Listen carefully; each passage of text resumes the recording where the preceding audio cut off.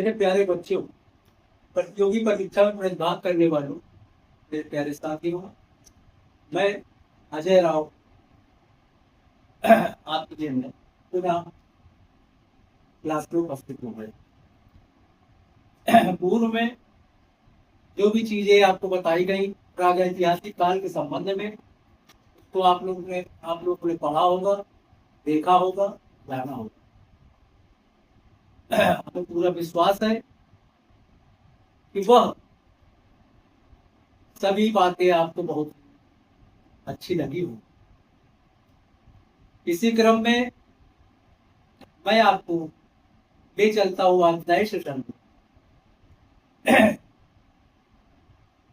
नया सेशन हमारा प्रारंभ होता है आज प्रागैतिहासिक काल में। हम थोड़ा आपको संक्षिप्त बताए थे, लेकिन अंतर्गत आने वाले जो काल हैं उन कालों को मैं आपको विस्तार पूर्वक आज बताना चाहूँ। विस्तार पूर्वक बताने का तात्पर्य है कि प्रागैतिहासिक काल के अंतर्गत जो हमारे काल आते हैं, इनको हम जब आपको विस्तार रूप से बता देंगे तो विस्तार रूप से आपको भलीभांति समझ में आ जाएगा, जिससे आपको किसी प्रकार की समस्या का सामना नहीं होगा। ये हमारा आज का नया है पुनः पाषाण काल, मध्य पाषाण काल, नव पाषाण काल, ताम्र पाषाण। फिर एक बार देख लें पूरा पाषाण काल। जैसा कि आपने हिंदी में देखा इन चारों कालों, पहले काल को अंग्रेजी में देखिए पैलियोलिथिक एज, दूसरा है मेसोलिथिक एज, तीसरा है नियोलिथिक एज, चौथा है चारकोलिथिक एज या ब्रॉन्ज स्टोन एज। अब हम पहले आपको पूरा पाषाण काल के विषय में अच्छी तरह बताना चाहिए। पूरा पाषाण के अंतर्गत क्या, कैसे और क्यों, इसको आप ध्यान से सुनेंगे और समझेंगे। आइए हम चलते हैं पहले टॉपिक, पूरा पाषाण काल। पूरा पाषाण काल, ध्यान से सुनिएगा मेरे प्यारे, बहुत ही अच्छी चीज है। मानव इतिहास का सबसे शुरुआती और सबसे लंबा कालखंड है, जिसे पूरा पाषाण युग भी कहा जाता है। ग्रीक भाषा में पैलियो का अर्थ पुराना और लिथोस का अर्थ पत्थर होता। यह वह समय था जब इंसानों ने सबसे पहले पत्थर के औजार बनाना और उनका इस्तेमाल करना शुरू किया था। मानव इतिहास का लगभग 99% हिस्सा इसी काल में बीतता है। यह काल आधुनिक काल से लगभग 20 से 25 लाख साल पूर्व से शुरू होकर लगभग 12,000 साल पूर्व यानी हिम युग के अंत तक माना जाता है। पूरा पाषाण काल के विषय में आप लोगों ने जाना। पूरा पाषाण काल के अंतर्गत आ रहा है पूरा पाषाण काल की मुख्य विशेषताएं। मुख्य विशेषताओं के अंतर्गत आइए आते हैं इस टॉपिक पे, हेडिंग पे, शिकार और खाद्य संग्रह।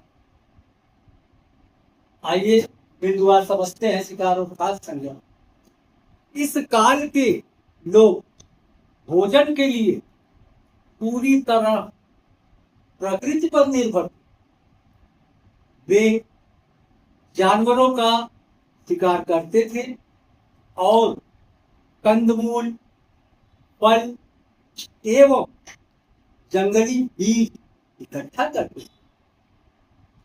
दूसरा बिंदु है, वे एक स्थान पर अस्थायी रूप से नहीं रहते। बल्कि भोजन की तलाश में एक जगह से दूसरी जगह घूमते रहते। पुरापाषाण काल की मुख्य विशेषताओं के अंतर्गत अभी आपने देखा शिकार और खाद्य संग्रह के विषय में जाना और समझा। अब उसी के अंतर्गत आइए प्रथम बिंदु पत्थर के औजार और तकनीक, इसके विषय में हम जानते हैं। आइए सुनते हैं थोड़ा। इस समय मानव ने बड़े और भद्दे पत्थरों को तराश कर औजार बनाने शुरुआत में भारी और बिना गढ़े पत्थरों का उपयोग होता है, लेकिन धीरे धीरे तकनीक में सुधार हुआ। इन औजारों में हस्त कुठार, विदारणी और खंड प्रमुख थे। पुरापाषाण की विशेषताओं के अंतर्गत आप दूसरे बिंदु पे आए, आग की खोज। आग की खोज कैसे हुई, आइए जानते हैं। पुरापाषाण काल की सबसे बड़ी क्रांतियों में से एक थी आग की खोज। आग के इस्तेमाल से इंसानों ने मांस पकाना शुरू किया। सर्दियों में खुद को गर्म रखा और जंगली जानवरों से अपनी रक्षा की।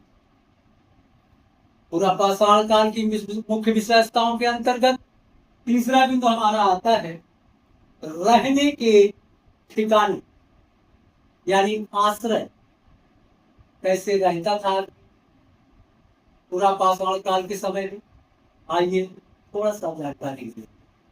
सुनिए, इस दौर के इंसानों के पास पक्के मकान नहीं थे।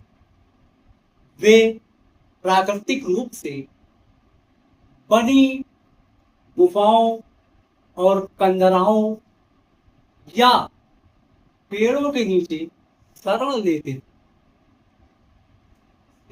पुरापाषाण काल की मुख्य विशेषताओं के अंतर्गत चौथा बिंदु कला और संस्कृति। कला और संस्कृति उनकी कैसी थी, क्या करते थे, किस तरह से क्या कला थी, क्या उनकी संस्कृति की विशेषताएं थी, आगे थोड़ा सा जानते हैं। इस काल के अंतिम चरण में इंसानों ने अपनी भावनाओं को कला के रूप में व्यक्त करना चाहिए। मध्य प्रदेश में स्थित भीमबेटका की गुफाएं इस काल के शैल चित्रों का सबसे बेहतरीन उदाहरण। पुरापाषाण काल की मुख्य विशेषताओं के अंतर्गत अभी आपने 4 बिंदुओं का जाना, सीखा, समझा। अब आइए हम चलते हैं इसी क्रम में अगले हेडिंग। अगली हेडिंग है पुरापाषाण काल का उप विभाजन। कैसे हुआ, क्यों हुआ, आइए जानते। इतिहासकारों और पुरातत्वविदों ने जलवायु परिवर्तन और पत्थर के औजारों की बनावट के आधार पर इसे 3 भागों में बांटा है। 3 भागों में बांटा है। इसे हम चरणबद्ध आपको बताएंगे कितने चरण में कैसे बांटा। पुरापाषाण काल का उप विभाजन, जैसा कि अभी हमने जाना कि हमारे इतिहासकारों, पुरातत्वविदों ने जलवायु परिवर्तन और पत्थरों की बनावट के आधार पर इसे 3 भागों में बांटा है। 3 भागों में बांटा है या 3 चरणों में बांटा है। इसको हम चरणबद्ध तरीके से आपको दिखा रहे हैं और बता रहे हैं। यह चरण में पहला बिंदु देखें, यह काल आता है निम्न पुरा पाषाण काल। यह पाषाण काल लगभग अनुमानित 20 लाख वर्ष पूर्व से 50,000 ईसा पूर्व तक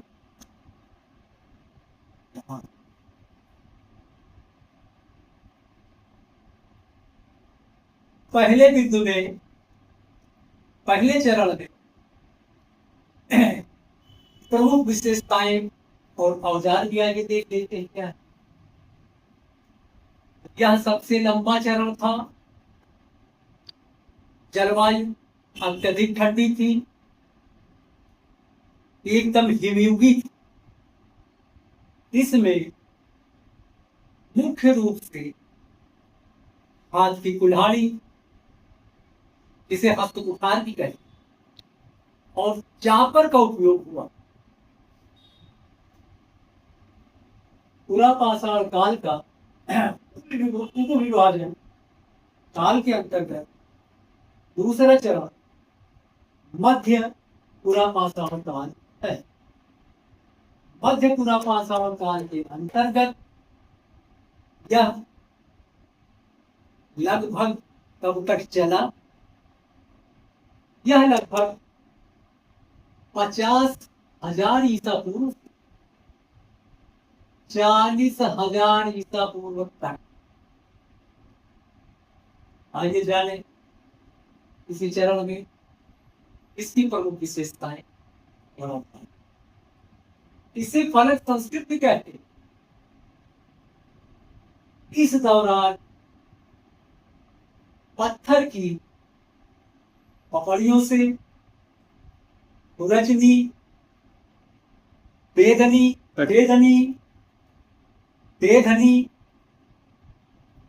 और छोटे औजार बनाए जाने। इस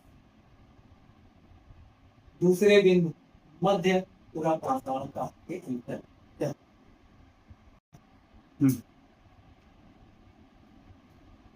पूरा पाषाण काल का विभाजन के अंतर्गत यह हमारा तीसरा चरण उच्च पूरा पाषाण काल। उच्च पूरा पाषाण काल अनुमानित लगभग 40,000 ईसा पूर्व से लेकर 10,000 ईसा पूर्व तक।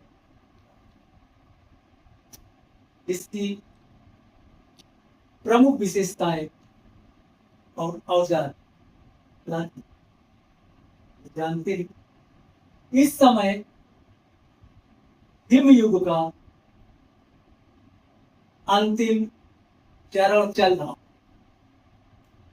और जलवायु शुष्क होने लगी।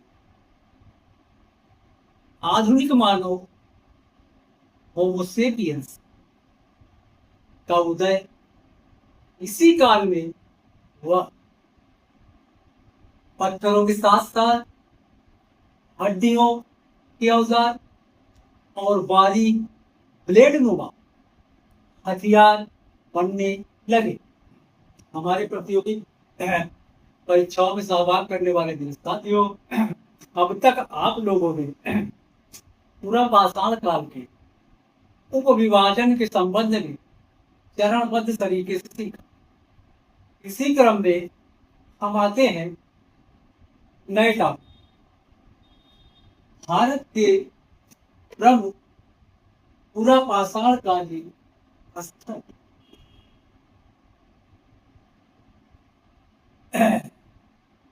यह स्थल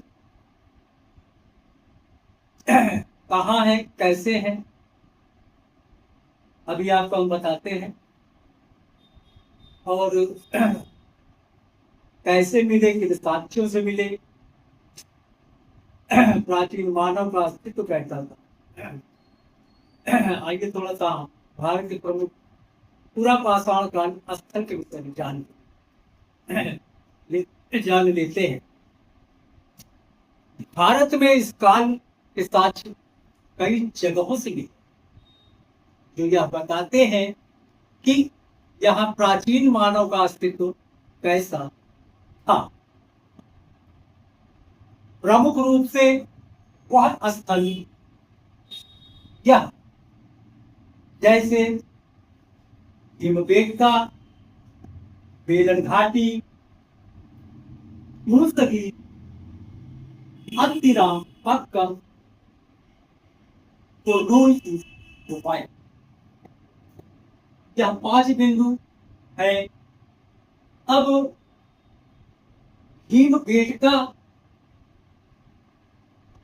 कहाँ है, किस प्रदेश में है, और यहाँ पे हमें क्या प्राप्त हुआ, हम बताते हैं।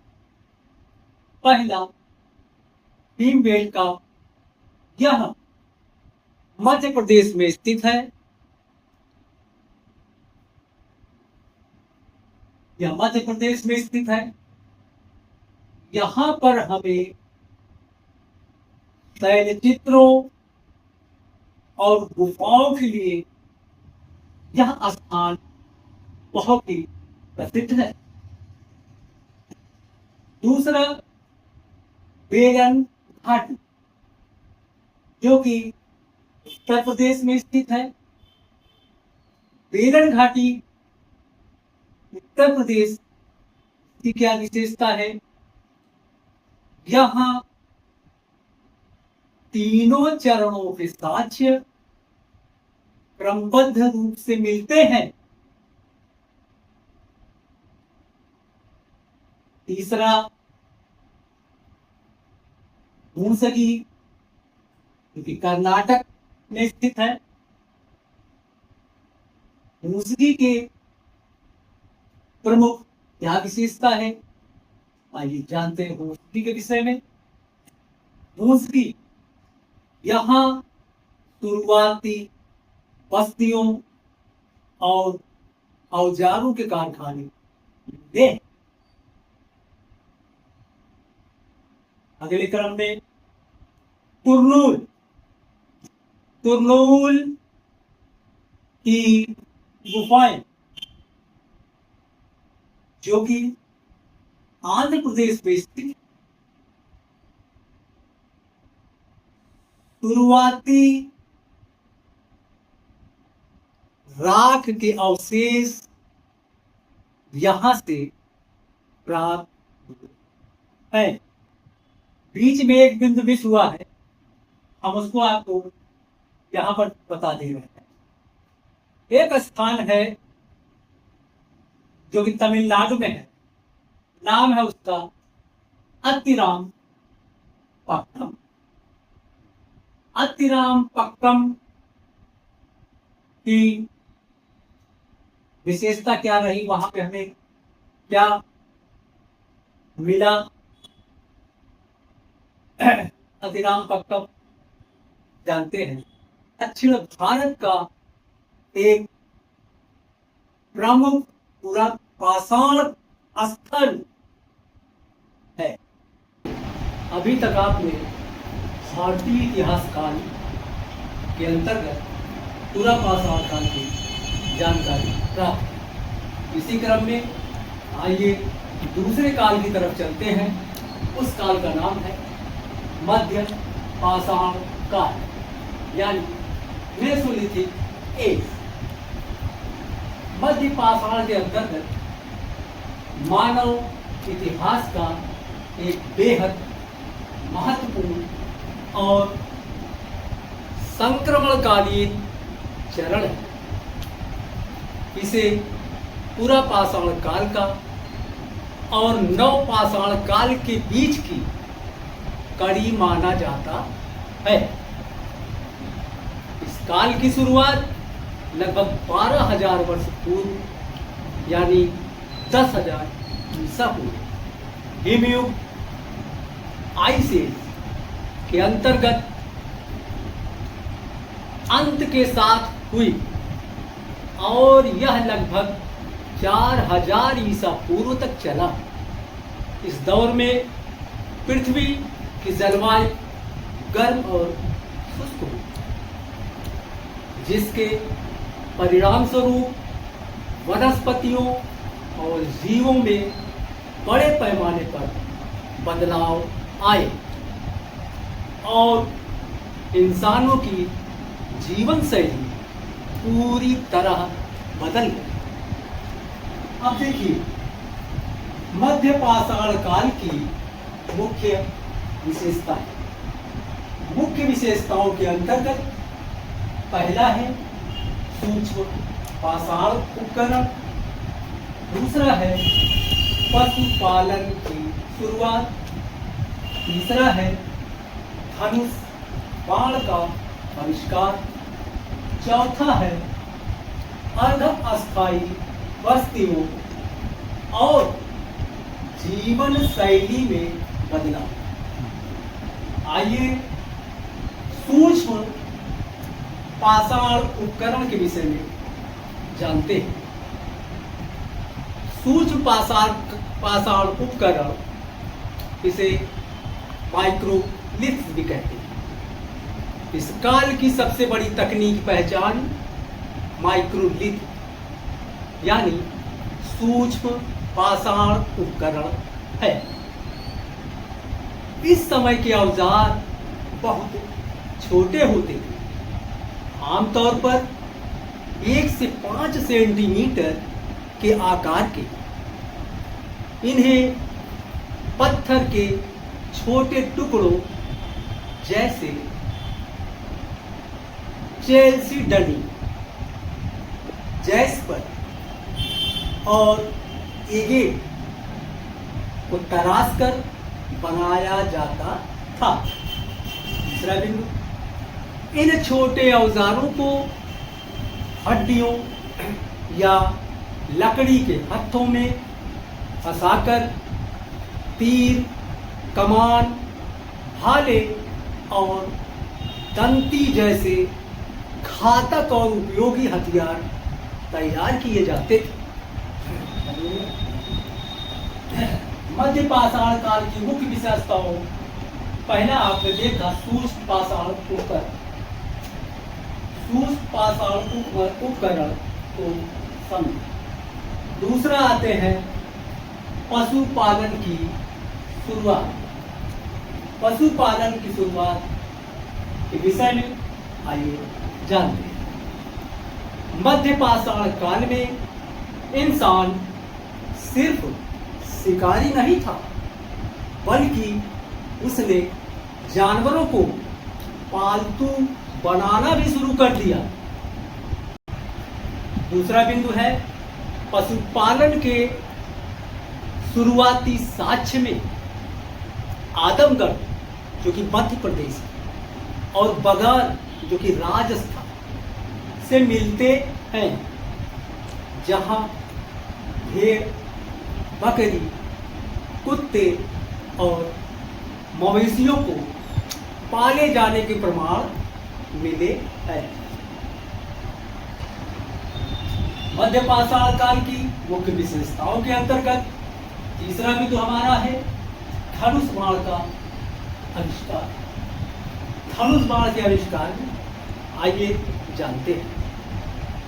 तीर कमान के आविष्कार ने शिकार करने के तरीके को पूरी तरह से बदल दिया। अब दूर से ही तेज गति वाले जानवरों का शिकार करना आसान हो, जिससे भोजन की उपलब्धता बढ़ गई। इसी क्रम में हम चलते हैं मुख्य विशेषताओं के अंतर्गत चौथा बिंदु अर्ध अस्थायी बस्तियां और जीवन शैली में बदलाव।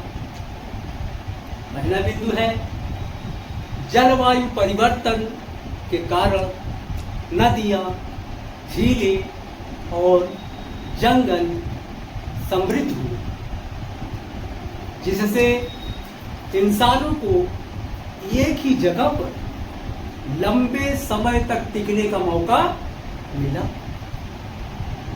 दूसरा बिंदु, हालांकि लोग पूरी तरह घुमंतु जीवन छोड़कर किसान नहीं बने थे, लेकिन सीजन के हिसाब से अस्थायी या अर्ध अस्थायी बस्तियां बनाकर रहना शुरू कर दिया था। मध्य पाषाण काल की मुख्य विशेषताओं के अंतर्गत पांचवा बिंदु, अंतिम संस्कार की परंपरा। अंतिम संस्कार की परंपरा के अंतर्गत क्या बातें हैं, आइए सुनते हैं। इस काल में इंसानों ने मृतकों को दफनाने की व्यवस्थित परंपरा शुरू की। कब्रों में शव के साथ उनके दैनिक उपयोग की वस्तुएं, हथियार और आभूषण भी रखे जाते थे, जो यह दर्शाता है कि वे पुनर्जन्म या परलोक जीवन में विश्वास करने लगे थे। मध्य पाषाण काल की मुख्य विशेषताओं के अंतर्गत छठा बिंदु, कला और संस्कृत का विकास।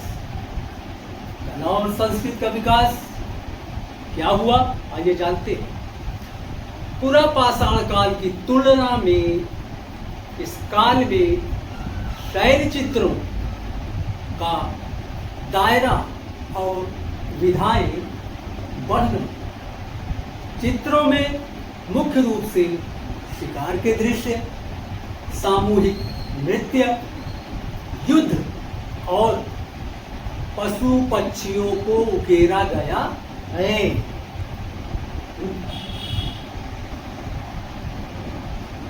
भारत में प्रमुख मध्य पाषाण कालीन स्थल।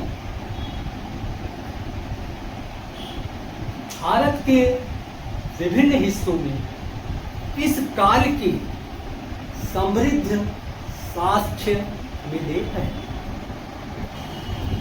आइए भारत में प्रमुख मध्य पाषाण कालीन स्थल के अंतर्गत राज्य क्षेत्र, प्रमुख स्थल और उसकी विशेषताएं हम आपको राज्यवार बताएं।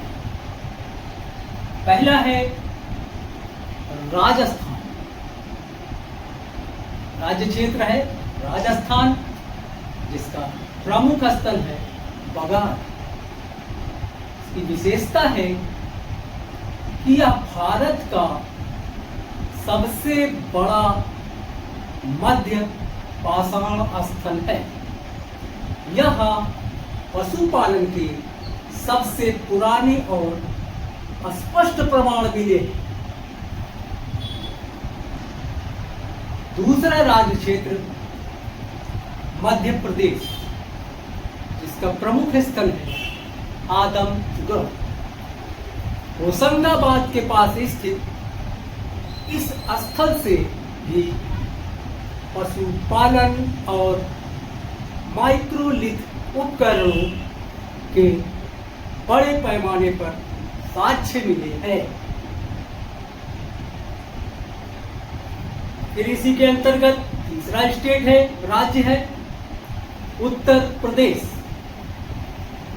उत्तर प्रदेश का प्रमुख स्थल के अंतर्गत सराय नाहरराय, महदहा और दमदमा। इसकी विशेषता ये प्रतापगढ़ जिले के पास स्थित है। महदहा और सराय नाहरराय से हड्डी के बने आभूषण और एक ही कब्र में कई शवों को दफनाने के प्रमाण मिले। आइए, राज्य क्षेत्र गुजरात, जिसका प्रमुख स्थल लंगनाज है। इसकी विशेषता, यहां से बड़ी संख्या में माइक्रोलिथ उपकरण, मानव कंकाल और मिट्टी के बर्तन के शुरुआती अवशेष मिले हैं। आइए, भारतीय इतिहास काल की इसी क्रम में हम जानते हैं मध्य पाषाण काल का पाषाण काल का महत्व। आइए सुनते हैं। मध्य पाषाण काल में इंसानों को शिकारी और संग्राहक से उत्पादक बनने की ओर अग्रसर किया। इसी काल की सफलताओं जैसे पशुओं का पालन और पर्यावरण की गहरी समझ की नींव पर आगे चलकर नवपाषाण काल में कृषि और अस्थायी बस्तियों का विकास संभव हो पाया। भारतीय इतिहास काल के अंतर्गत तीसरा काल हमारा आता है नवपाषाण काल, अंग्रेजी में नियोलिथिक एज। आइए, नवपाषाण काल के विषय में थोड़ा सा जानकारी प्राप्त करते हैं। नवपाषाण काल के अंतर्गत मानव इतिहास का एक अत्यंत क्रांतिकारी और निर्णायक चरण है। इसे नया पाषाण युग, न्यू स्टोन एज भी कहा जाता है। इस काल में मानव जीवन में इतने बड़े और बुनियादी बदलाव आए हैं कि इतिहासकार इसे नवपाषाण क्रांति, नियोलिथिक रिवॉल्यूशन के रूप में संबोधित करते हैं। इस काल की शुरुआत दुनिया के अलग अलग हिस्सों में अलग अलग समय पर हुई। लगभग 10,000 ईसा पूर्व से 4,000 ईसा पूर्व के बीच। भारत के संदर्भ में यह काल लगभग 7,000 ईसा पूर्व, जैसे मेहरगढ़ के साक्ष्य से लेकर 10,000 ईसा पूर्व तक माना जाता है। भारतीय इतिहास काल के अंतर्गत नवपाषाण काल की मुख्य विशेषताएं। मुख्य विशेषताओं में पहली विशेषता है कृषि की शुरुआत। कृषि की शुरुआत कैसे हुई, आइए हम जानते हैं। यह इस काल की सबसे बड़ी उपलब्धि थी। इंसान अब सिर्फ भोजन इकट्ठा करने वाला फूड गैदरर नहीं रहा, बल्कि वह भोजन उत्पादक, फूड प्रोड्यूसर बन गया। दूसरा बिंदु, सबसे पहले जौ, गेहूं और धान जैसी फसलें उगाई, जिससे इंसानों को नियमित और स्थिर खाद्य आपूर्ति मिलने लगी। नवपाषाण काल की मुख्य विशेषताओं के अंतर्गत दूसरा बिंदु हमारा है, दूसरी विशेषता है अस्थायी जीवन और गांवों का निर्माण, सेडेंटरी लाइफ एंड विलेजेस। इसके अंतर्गत पहला बिंदु, खेती की शुरुआत के कारण इंसान का एक जगह टिक कर रहना अनिवार्य हो गया, क्योंकि फसलों की देखभाल करनी पड़ती थी। दूसरा बिंदु इसी के अंतर्गत, घुमंतु जीवन छोड़कर इंसानों ने मिट्टी, घास फूस और पत्थर के अस्थायी घर बनाए और यहां से गांवों और बस्तियों की संस्कृति की नींव पड़ी। नवपाषाण काल की मुख्य विशेषताओं के अंतर्गत तीसरा बिंदु हमारा पालिश किए गए उन्नत पत्थर के औजार। इसके अंतर्गत जानते हैं हम, पहला बिंदु, इस काल के औजार पिछले पाषाण काल के युगों की तुलना में बहुत अधिक तेज, धारदार और मजबूत थे। दूसरा बिंदु, पत्थरों को घिसकर और उन पर पालिश की जाती थी ताकि वे लंबे समय तक टिक सके।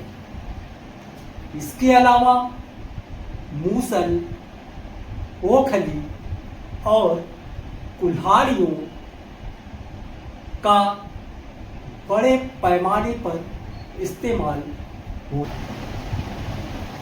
नवपाषाण काल की मुख्य विशेषताओं के अंतर्गत चौथी विशेषता है बर्तन निर्माण और चाक का आविष्कार।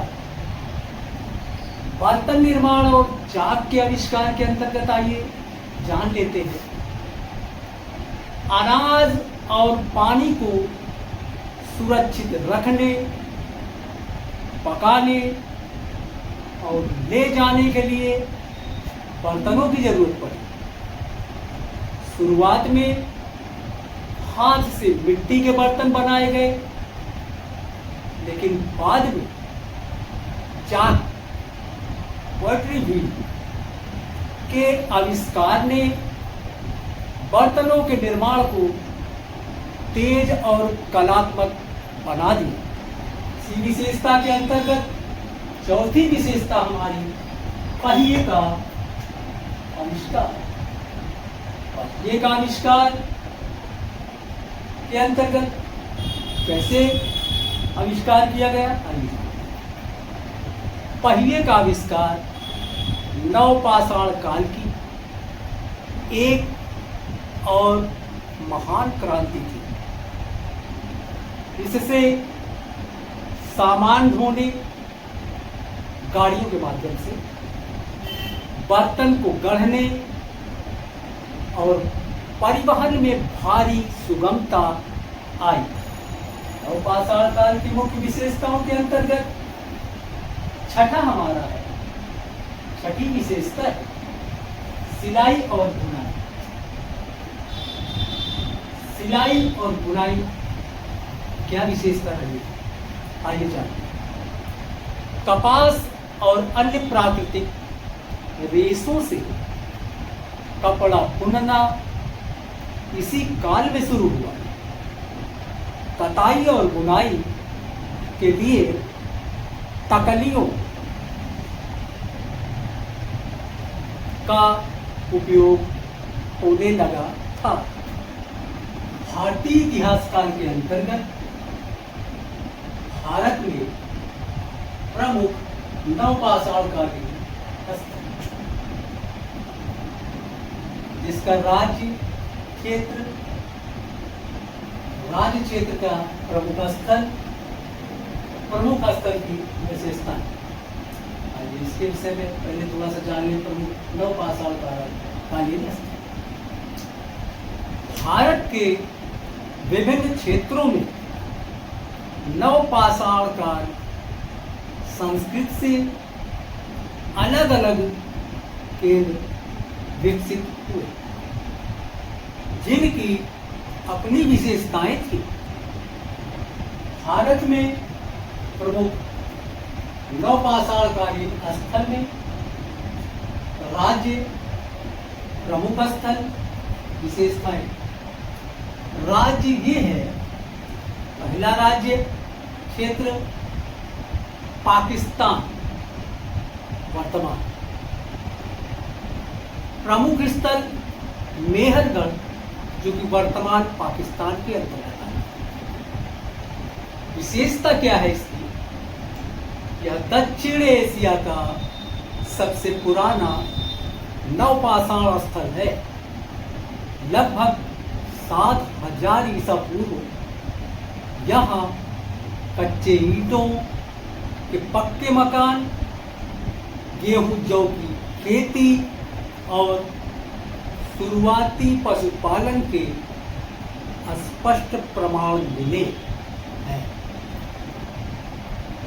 दूसरा राज्य क्षेत्र कश्मीर। कश्मीर के अंतर्गत प्रमुख स्थल बुर्ज़होम गुफकरान। यहाँ की मुख्य विशेषता क्या है? यहाँ के लोग गर्तावास, जमीन के अंदर गड्ढे बनाकर रहना, जमीन के अंदर और गड्ढे बनाकर रहना में रहते थे।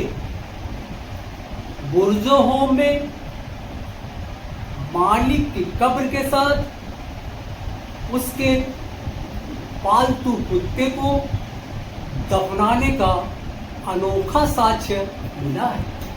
अगला राज्य क्षेत्र बिहार। बिहार प्रमुख स्थल चिरंद। इसके अंतर्गत विशेषताएं, यह गंगा के मैदानी इलाके का प्रमुख स्थल है। यहाँ से भारी मात्रा में हड्डियों के बने औजार और हथियार मिले हैं। अगला राज्य क्षेत्र उत्तर प्रदेश। उत्तर प्रदेश के अंतर्गत प्रमुख स्थल कोल्हीवाह और महागढ़। इसके अंतर्गत विशेषता, यहाँ से चावल की खेती के सबसे शुरुआती पुरातात्विक साक्ष्यों में से एक मिले हैं। इसी के अंतर्गत राज्य क्षेत्र दक्षिण भारत आता है।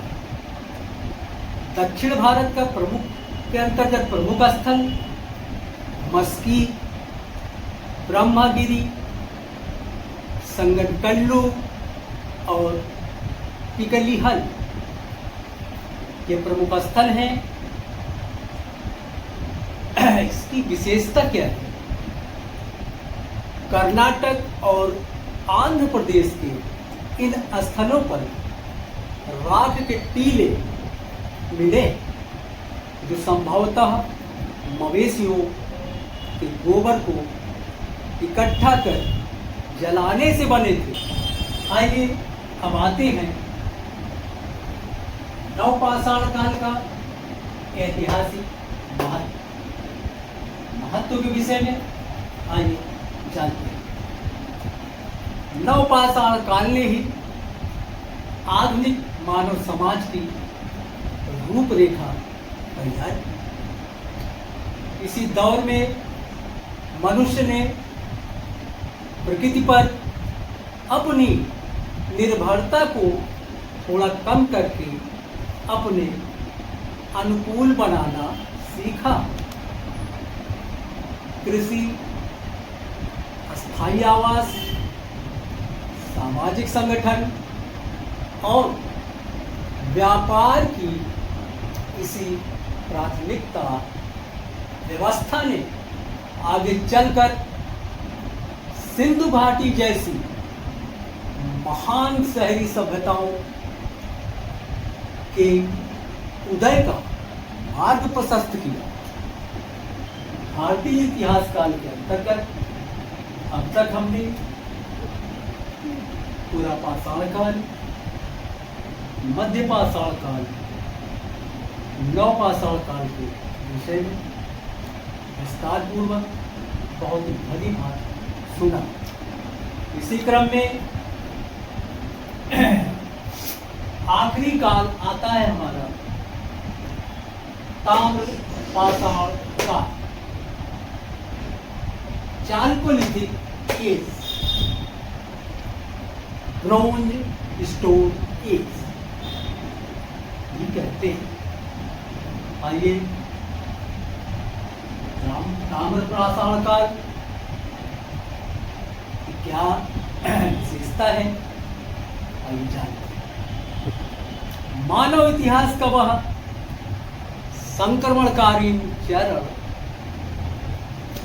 जब पत्थर के औजार के साथ साथ तांबे, कॉपर का उपयोग बड़े पैमाने पर शुरू हुआ। ग्रीक भाषा में चालकों का अर्थ तांबा और लिथोस का अर्थ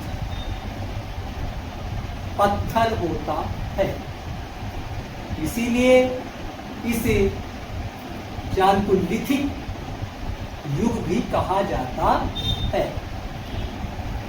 यह काल नवपाषाण काल के अंतिम चरण और कांस्य युग जैसे सिंधु घाटी की सभ्यता के बीच की कड़ी है।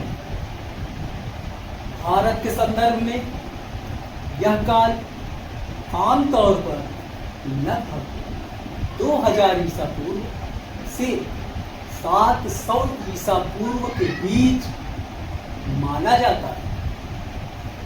हालांकि दक्षिण और पूर्वी भारत में यह काल कुछ अलग समय अवधियों में भी सक्रिय रहा।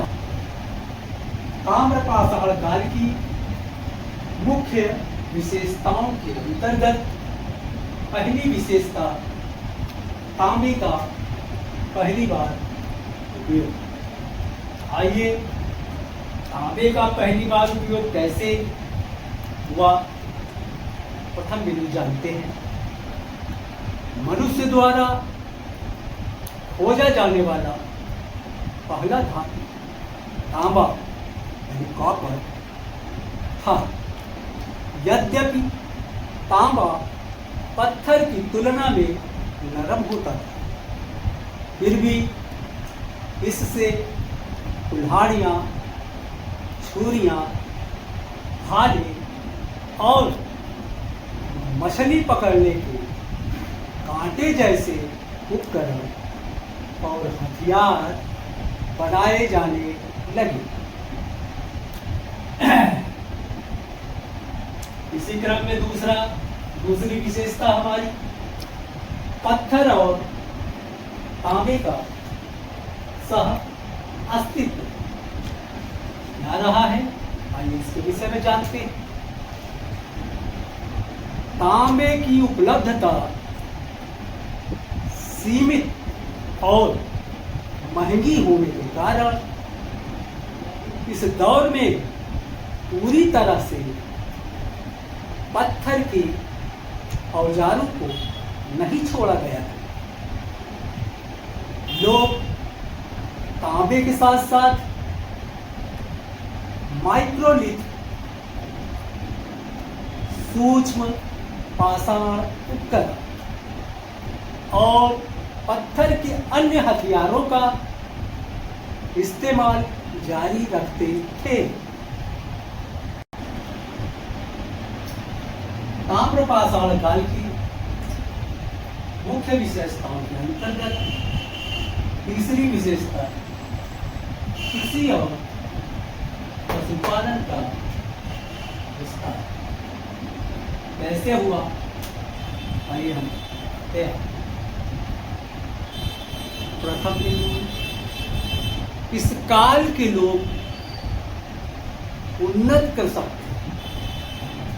वे गेहूं, जौ, चावल, दालें जैसे मटर, चना और बाजरा उगाते थे। दूसरा बिंदु, गाय, भैंस, भेड़, बकरी और सुअर जैसे पालतू जानवर पाले जाते थे। महाराष्ट्र के इन संस्कृतियों में घोड़ों के अवशेष भी कहीं कहीं मिले हैं। ताम्रपाषाण काल की विशेषता में चौथी विशेषता ग्रामीण संस्कृतियां और वस्तुएं। ताम्रपाषाण काल में ग्रामीण संस्कृतियां और बस्तियां कैसे होती थी, बिंदुवार। ताम्रपाषाण की बस्तियां मुख्य रूप से गांवों, रूरल सेटलमेंट पर आधारित। यहाँ के मकान गोल, आयताकार होते थे, जिन्हें मिट्टी, बांस और फूस की सहायता से बनाया जाता था। इस काल की संस्कृतियां सिंधु घाटी सभ्यता की तरह शहरी नहीं थी, बल्कि ये ग्रामीण समाज थे। हालांकि कुछ स्थलों जैसे दायमाबाद में शुरुआती शहरीकरण के लक्षण दिखने लगे थे। आइए मुख्य विशेषताओं के अंतर्गत पांचवी विशेषता हम देखते हैं। ब्रह्मांड की विविधता। ब्रह्मांड की विविधता के अंतर्गत आइए जानते हैं। इस काल के लोग बेहतरीन मिट्टी के बर्तन बनाते थे। इसमें लाल और काले रंग के ब्रह्मांड सबसे प्रसिद्ध है। बर्तनों पर ज्यामितीय डिजाइन और पेंटिंग की जाती थी। इसी विशेषता के अंतर्गत छठवीं विशेषता हमारी सौ दफनाने की प्रथा। सौ दफनाने की प्रथा के अंतर्गत क्या है, आइए जानते हैं। मृतकों को दफनाने के लिए घरों के फर्श के नीचे गड्ढे खोदे जाते थे। महाराष्ट्र के जोरवे संस्कृति में बच्चों को कलशों में रखकर घर के अंदर दफनाने की विशेष परंपरा थी। आइए जानते हैं भारत के ताम्रपाषाण कालीन संस्कृतियां और स्थल। संस्कृत क्षेत्र प्रमुख स्थल, उसकी विशेषता। संस्कृत क्षेत्र क्या है, आइए सुनते हैं तो जानते हैं। आहार संस्कृति। राजस्थान में प्रमुख स्थल राजस्थान के अंतर्गत आहार, बनास घाटी, गिलुंड। इसकी विशेषताएं क्या हैं, आइए सुनिए। यहाँ के लोग तांबे की बहुलता के कारण तांबे के उपकरण बनाने में माहिर थे। यहाँ पत्थर के मकानों के अवशेष भी मिले हैं। अगले संस्कृत क्षेत्र के अंतर्गत क्या आता है, आइए जानिए।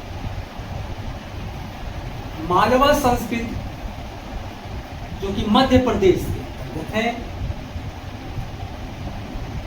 प्रमुख स्थल नवदाटोली। इसकी विशेषताएं, मालवा संस्कृत के मृदंड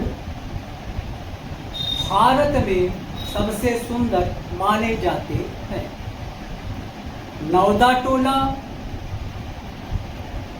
नवदा टोली से सबसे अधिक प्रकार के अनाजों जैसे गेहूं, जौ। आइए अगला संस्कृत क्षेत्र हम जानते हैं। अगला संस्कृत क्षेत्र है हमारा कायथा संस्कृति, जो कि मध्य प्रदेश की संस्कृति है। मध्य प्रदेश के अंतर्गत प्रमुख स्थल कायथा एरन। इसकी विशेषताएं, यह भारत की सबसे शुरुआती ताम्रपाषाण संस्कृतियों में से एक है। यहाँ से बेहतरीन लाल मृदंड और तांबे की चूड़ियां मिली है। इसी क्रम में अगली संस्कृत क्षेत्र में चलते हैं। मालवा संस्कृति, यह भी मध्य प्रदेश के अंतर्गत आती है। मालवा संस्कृति प्रमुख स्थल है नावदाटोली। इसकी विशेषता, मालवा संस्कृत के मृदंड भारत में सबसे सुंदर माने जाते हैं। नवदाटोली में सबसे अधिक प्रकार के अनाजों, गेहूं, जौ। आइए इसी कड़ी में चलते हैं। संस्कृत क्षेत्र, संस्कृत क्षेत्र कौन सा है, आइए सुनते हैं। जोरवे संस्कृत, जो कि महाराष्ट्र की संस्कृति है। महाराष्ट्र का जो प्रमुख स्थल है दायमाबाद, इनाम गांव, नेवासा। यहाँ की विशेषता क्या है, यह सबसे बड़ी और उन्नत ताम्रपाषाण संस्कृति थी। दायमाबाद से तांबे की वस्तुओं का एक शानदार रथ, हाथी, गैडा, सांड और रथ के साथ मिला है, जो इसकी धातु कला का उत्कृष्ट उदाहरण है। इसी संस्कृत क्षेत्र के अंतर्गत अगला पूर्वी भारत, जो बिहार और पश्चिम बंगाल के अंतर्गत प्रमुख स्थल चिरंद, सोनपुर, पांडु राजडार। चिरंद सोनपुर प्रमुख स्थल जो कि बिहार में है। पांडु राजडार जो कि बंगाल में है। इसकी विशेषता क्या है, यहाँ के लोगों का जीवन मुख्य रूप से नदियों के किनारे और जंगलों के पास था, जहाँ उन्होंने कृषि और मछली पालन को अपनाया। आइए आगे चलते हैं। ताम्रपाषाण काल की सीमाएं और ऐतिहासिक महत्व। इसकी सीमाएं क्या है, ताम्रपाषाण काल की सीमाएं क्या है, सीमाओं को हम आपको बताते हैं। तांबा एक नरम धातु थी और इसे मजबूत और टिकाऊ हथियार या औजार नहीं बनाए जा सकते थे। जब तांबे में टिन मिलाकर कांस्य बनाने की तकनीक आई, तब एक नया युग शुरू हुआ। इसके अलावा इसकी संस्कृति के पास लोहे का ज्ञान नहीं था। ये सीमाएं हो गई। आइए हम महत्व जानते हैं। इस काल में भारतीय उपमहाद्वीप में कृषि आधारित ग्रामीण जीवन को सुदृढ़ किया।